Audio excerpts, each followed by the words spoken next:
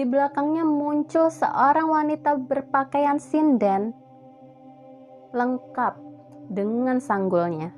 Wajahnya semakin mengerikan ketika terlihat tidak ada bola mata di lubang matanya. Tak terhenti sampai di situ, pada sebuah pohon tergantung jasad seorang wanita yang sudah membusuk dengan tubuh yang mengenaskan.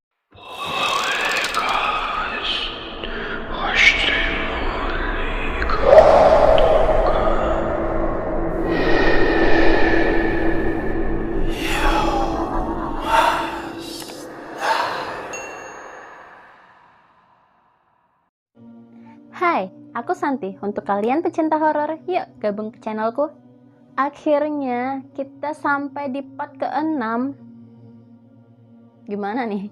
6 dari cerita Gending Alas Mayit. Oke, di part 6 ini aku akan masuk dari sudut pandang si Cahyo lagi. Di part 6 ini akan lebih berkisah tentang Geni Baraloka yang ditinggalkan oleh Pak Le di part sebelumnya. Ya udah, tanpa basa-basi lagi, kita langsung masuk aja ke ceritanya. Suara gamelan mengalun tanpa henti. Terlihat sesosok demit perempuan berdiri tepat di samping sahabatku Danan.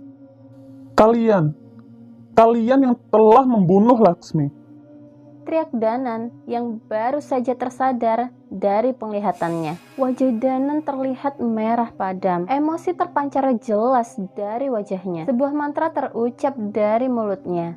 Dan itu diarahkan ke warga desa. Aku melemparkan gong kecil yang kupegang dan segera menghalangi serangan Danan yang diarahkan kepada warga desa. Danan, Eling Danan, demit itu mempengaruhi kamu. Teriakku sambil menunjuk ke hantu Laksmi yang tertawa dengan mengerikan. Bunuh mereka, Danan. Balaskan dendamku. Demit itu terus membisikkan kata itu ke Danan. Minggir, Cahyo. Jangan lindungi mereka. Mereka lebih biadab dari setan-setan itu. Ucap Cahyo yang masih berusaha menyerang Aswangga. Aswangga memaksa Laksmi untuk melayani nafsu bejatnya. Anak buahnya memperkosa dan meninggalkan jasad Laksmi begitu saja di alas mayit. Warga desa yang menyebabkan orang tua Laksmi mati, terutama si kepala desa keparat itu. Teriak Danan dengan penuh emosi. Aku menoleh kepada Pak Kepala Desa dan Aswangga memastikan kebenarannya. Mereka terlihat pucat dan segera meninggalkan balai desa. Bukan begini caranya, Danan. Teriakku kepada Danan sembari melindungi Pak Kepala Desa dan Aswangga. Kalau kamu melindungi mereka, aku nggak akan segan-segan. Aku iki koncomu, Danan. Tenang dulu. Ucapku berusaha meyakinkan Danan. Namun, Danan tidak peduli. Ia menyerangku dan menerjang keluar mengejar Aswangga dan Kepala Desa. Sebuah pukulan yang diselimuti mantra penguat dihujamkan kepada Aswangga. Namun, anak buah Aswangga mencoba menahannya dan mereka berakhir dengan terbaring tak berdaya di tanah. Piye ki Pak Kades? Wes, kamu tenang dulu. Sambil menyiapkan sesuatu dari kantungnya, aku tidak punya pilihan. Sepertinya aku harus melawan Danan dengan kekuatan penuh sebelum ia menghabisi warga desa. Kematian pun tak cukup untuk membalaskan rasa sakit Laksmi. Danan bersiap sekali lagi membaca mantra untuk menyerang Aswangga, namun aku berhasil mementalkannya.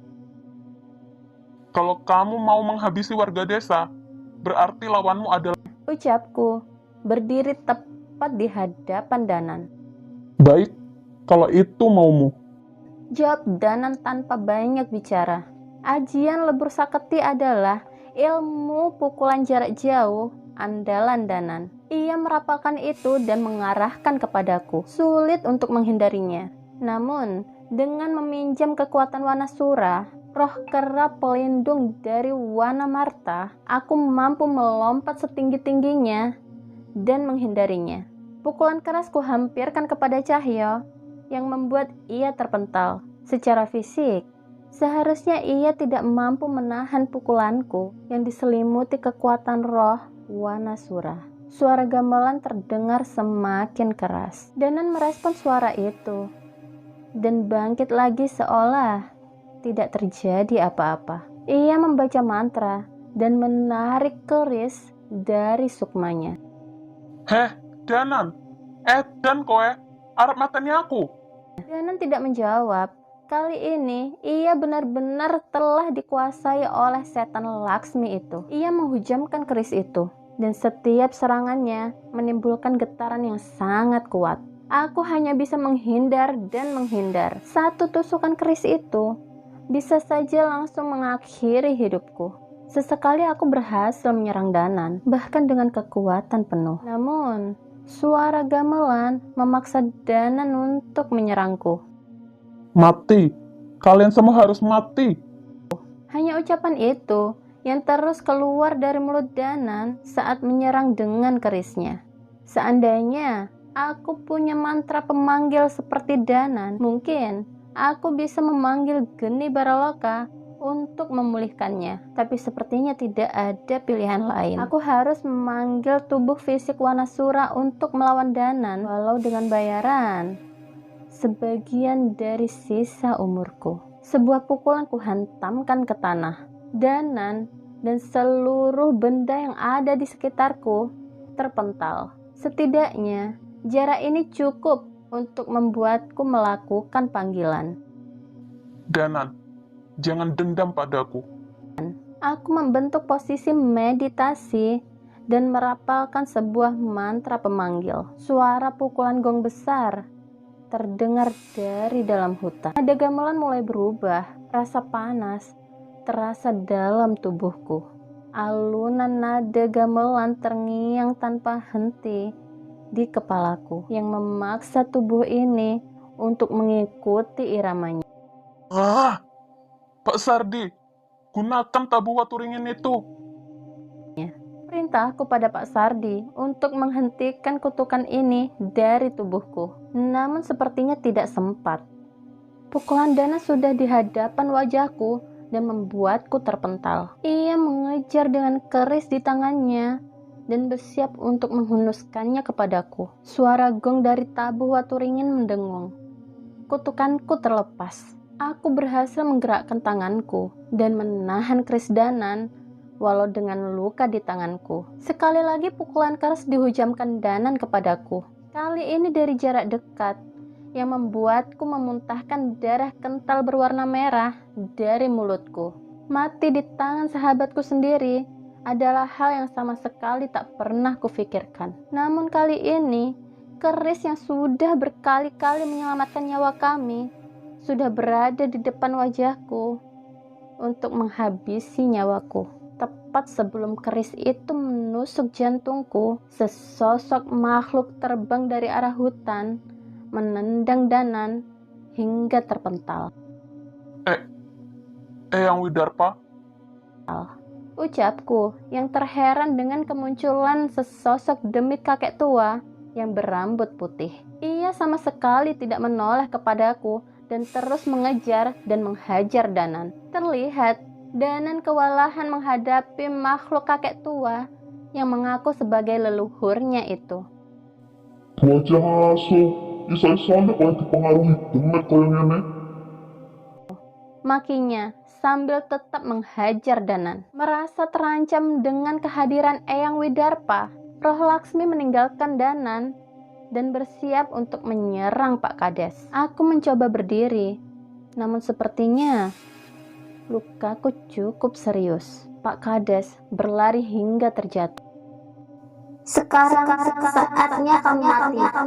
Ucap Roh Laksmi yang menyerang merasuki Pak Kades. Kami semua panik.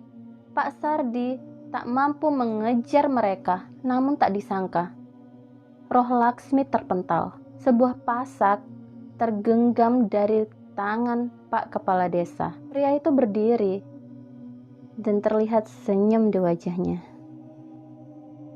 Dasar demit, sudah mati masih bikin masalah. Pak Kades mengangkat pasaknya tinggi-tinggi dan menusukkan pada dada setan Laksmi itu. Suara gamelan yang meneror desa terhenti. Setan itu tersungkur meronta dan menahan rasa sakit. Tunggu, ada apa ini? Aku tidak mengerti dengan apa yang kulihat. Pak Kades, apa maksudnya semua ini? Warga desa bodoh, seharusnya kalian bisa hidup lebih lama dengan kutukan ini. Tapi karena semua sudah terbongkar, malam ini kalian semua akan mati sebagai tumbal untuk menguasai kerajaan Demit di alas mayit. Ucap Pak Kades dengan raut wajah yang berbeda dari biasanya. Pak Kades menarik rambut roh Laksmi yang tersungkur dan menyeretnya ke arah alas mayit. Ayo Aswangga, jangan lama-lama di sini. Perintah Pak Kades pada Aswangga. Danan mulai tersadar. Terlihat tak sedikit luka di tubuhnya akibat perbuatan Eyang Widarpa. Cahyo, Danan segera menghampiriku yang tergeletak tak berdaya. maafin aku Cahyo. Ucapnya yang segera menolongku untuk duduk. Danan menempelkan tangannya pada punggungku dan menyalurkan tenaga untuk memulihkan kondisiku. Rak mungkin tak maafin. Rasa bersalah terlihat jelas di wajah Danan. Tukokno sate klatak se, baru tak maafin. Danan menghela nafas. Terlihat sedikit lega. Tenang, tak tukokne sak weduse, sak bakule barang. Pak Sardi terlihat menenangkan warga desa dan membubarkannya. Demit Eyang Widarpa masih terlihat mencari sesuatu. Eyang, terima kasih Eyang. Eyang masih terlihat gelisah, seolah berusaha membicarakan sesuatu. Desa iki ora iso dislametke. Eyang Widarpa mulai berkata-kata. Aku dan Danan menghampiri Eyang Widarpa. Pak Sardi pun menyusul. Maksud Eyang apa? Gendeng alas mayit iki kutukan pencari tumbal. Laksmi itu perantaranya. Maksud Eyang? Kutukan ini sudah disiapkan sejak lama.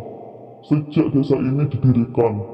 Kepala desa itu adalah jelmaan iblis penghuni alas mayit.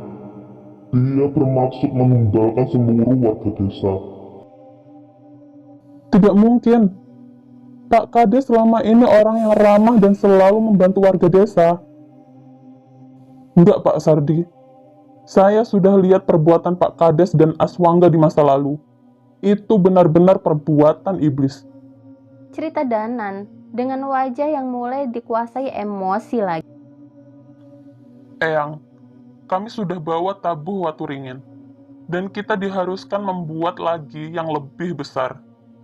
Apa ini bisa membantu? Mungkin bisa. Tabu Waturingin itu bisa menahan warga dari kutukan. Namun, demit-demit di alas mayit itu tetap harus kalian hadapi sendiri. Baik Mbah, kami sudah bersiap untuk itu. Jangan sombong.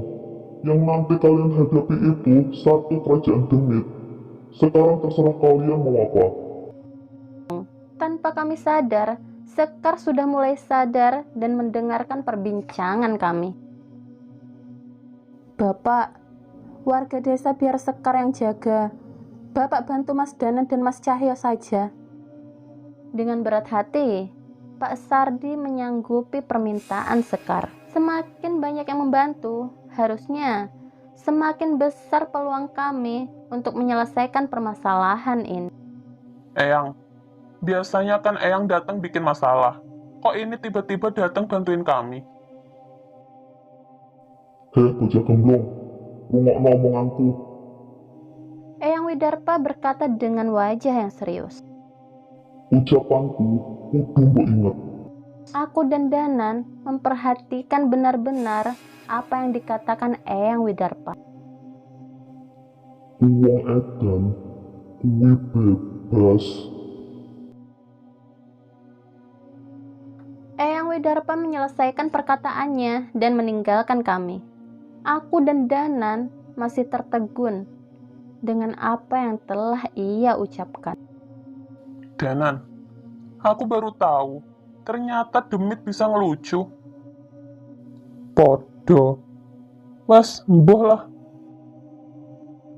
Hari semakin malam. Nampaknya kami harus memasuki hutan malam ini. Kami melakukan beberapa persiapan dan berkumpul di tempat masuk alas mayat. Mas Danan, Mas Cahyo, sudah yakin? Yakin, Pak. Pak Sardi, jangan memaksakan diri ya. Sejenak, aku teringat kejadian di Imah Leweng saat Brakaraswana membunuh Pak Kuswara. Hati-hati, kita udah disambut. Dari dalam hutan yang terlihat gelap, terlihat makhluk-makhluk penunggu hutan sudah menunggu kami. Dan yang mengerikan, setan-setan ini tidak memiliki tubuh yang utuh dan bentuk yang mengerikan. Cahyo, jangan diserang dulu. Aku mau mencari tahu sesuatu. Danan menarik sebagian dari api geni baraloka yang tumbuh besar di perbatasan hutan dan menyerang sesosok makhluk berwujud nenek tua yang hanya memiliki satu tangan. Setan itu terbakar dan meronta. Namun, tak lama, wajah busuk makhluk itu kembali menyerupai manusia. Jadi, ini kekuatan geni baraloka milik Pak Le. Kekuatan yang luar biasa. Pemilik ilmu ini pasti sudah mencapai tingkat kebajikan. Ucap Pak Sardi yang terkesima melihat ilmu milik Pak Le itu. Danan menghentikan serangannya ketika makhluk itu sudah mulai tenang. Benar. Tapi bukan itu yang mau tak pastikan. Ucap Danan sambil mendekat ke roh nenek itu. Nek, apa nenek sudah tenang? Terima kasih, Cuk. Nenek nggak ngerasain sakit lagi. Maaf, Nek. Sebelum nenek pergi, bisa sedikit membantu kami menceritakan ada apa di alas mayit? Danan benar. Sebaiknya kami mencari informasi terlebih dahulu sebelum masuk ke dalam. Nenek itu mengangguk dan mulai bercerita kepada kami.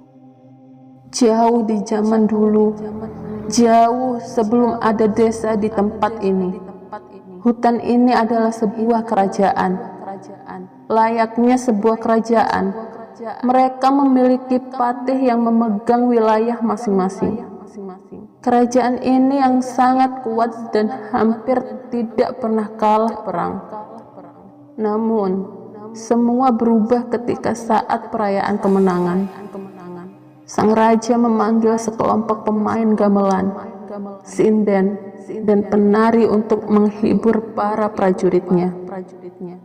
Para pejabat sangat senang dengan permainan dari mereka. Hampir semua keinginan para pemain ini dipenuhi oleh para pejabat.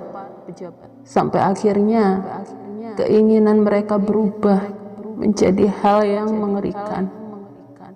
Untuk memainkan pertunjukan, kelompok gamelan ini meminta 27 pasang telinga yang harus dipersembahkan sebelum pertunjukan.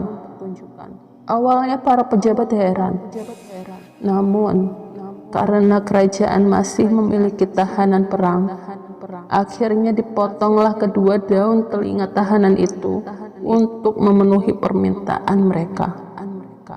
Namun ternyata itu hanya permulaan. Permintaan semakin mengerikan. Telinga, lengan, jari dalam jumlah yang tidak sedikit. Ketika kehabisan tahanan, mereka menggunakan warganya sendiri untuk diambil bagian tubuhnya. Maka setiap terdengar suara gamelan dari istana, warga akan bersembunyi atau meninggalkan kerajaan untuk menghindarkan diri dari permintaan kelompok gamelan itu. Semua menjadi mengerikan ketika tanpa sepengetahuan raja, kedua patih jatuh cinta dengan si penari. Mereka berebut untuk menarik perhatian wanita itu dengan memberikan apa yang dia mau. Warga yang harus dilindungi oleh patih kerajaan dibantai dan dimutilasi untuk diberikan kepada si penari. Apabila penari itu puas, ia akan menari sang patih semalaman. Hal mengerikan terjadi lagi ketika si penari meminta untuk menjadi ratu kepada kedua patih itu. Pemberontakan terjadi, korban bergelimpangan di mana-mana. Kedua patih mencoba membunuh raja, namun diselamatkan oleh seorang patih yang masih setia. Karena tak mampu menahan pergolakan yang terjadi, sang patih dan raja mengajak warga yang masih bisa diselamatkan untuk meninggalkan kerajaan. Namun, karena merasa bersalah dengan apa yang terjadi, raja kembali ke kerajaan seorang diri. Permintaan disanggupi. Seluruh pengikut kedua patih berkumpul menyaksikan. Benteng istana menjadi dipenuhi oleh orang-orang yang sebelumnya saling bertarung. Rupanya, sang raja memiliki rencana. Lantas, mengapa sekarang tempat itu dipenuhi oleh banyak demit, Nek? Penari itu ternyata jelmaan iblis laknat. Semua permintaan itu adalah tumbal untuknya. Semua warga yang mati karena permintaannya kini menjadi demit. Dan kami hanya bisa menghilangkan rasa sakit bila meminum darah manusia. Sekarang ia tinggal di Sendang Banyu Ireng, tempat di mana kerajaan itu hancur. Dan seorang patih biadab itu menjelma menjadi manusia yang mendirikan desa di ujung hutan ini. Ia sudah beberapa kali merubah wujudnya. Kami segera memikirkan tentang kepala desa. Bisa jadi setan patih kerajaan ini yang menjelma menjadi seorang kepala desa untuk mengumpulkan tumbal si demit berwujud penari itu. Terima kasih, Nek. Semoga tenang di alam sana. Ucap Danan sambil melepaskan roh nenek itu yang perlahan menghilang. Setelah mengetahui kondisi di alas mayit, kami masuk ke dalam hutan yang dikelilingi oleh makhluk halus korban pembantaian yang diceritakan tadi. Mas Danan, demit-demit ini jangan dihabisi. Biarkan demit Baraloka bertambah besar dulu. Biar nanti saya yang menangkan mereka. Terlihat rasa simpatik muncul dari perkataan Pak Sardi setelah mendengar cerita dari hantu nenek tadi. Baik, Pak Sardi. Kita gunakan demit Baraloka seperlunya saja. Kami membaca ajian pelindung dan berusaha meninggalkan demit itu tanpa pertarungan dan terhenti di sebuah sendang yang digenangi dengan air berwarna hitam. Di atas sendang itu telah berdiri bangunan candi dan sebuah gong besar yang terletak di tengah sendang. Mataku melihat ke sekitar, mencari pohon beringin tua yang sudah membatu, seperti yang diceritakan Mbah Rusman. Kami mendekat, namun langkah kakiku terhenti ketika muncul dua sosok makhluk yang kami kenali, Pak Kepala Desa dan Aswangga. Di belakangnya muncul seorang wanita berpakaian sinden lengkap dengan sanggulnya. Wajahnya semakin mengerikan ketika terlihat tidak ada bola mata di lubang matanya. Tak terhenti sampai di situ, pada sebuah pohon tergantung jasad seorang wanita yang sudah membusuk dengan tubuh yang mengenaskan. Itu jasad Laksmi. Danan terlihat geram, namun kali ini ia tidak terbakar emosi. Cahyo, kali ini kamu gak akan menghalangiku, kan? Menghalangi? Aku yang akan menghabisi mereka duluan. Jawabku. sambil menerjang setan